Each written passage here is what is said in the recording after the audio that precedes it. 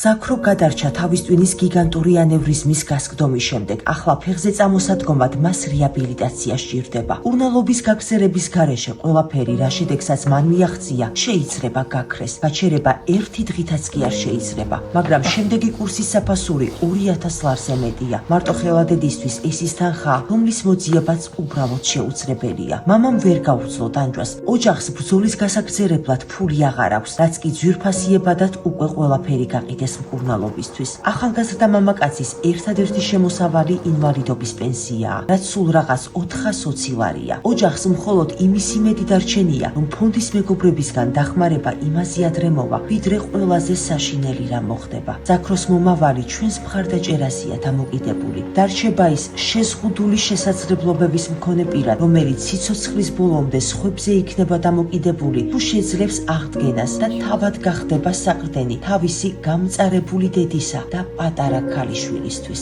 მე რო რამე მომივიდეს, ვინ რამეს და გაუკეთებს ამას. არავინ არაფერს არ გაუკეთებს. არავის იმედი არა მაქვს. მინდა რომ დადგეს ფეხზე, რომ იმედიანად მოვკვდე. დამიდეკით გვერდში და მეც დავდებ თავს, ყველაფერს გავაკეთებ, რომ ვიშრომო და შედეგზე გავიდე.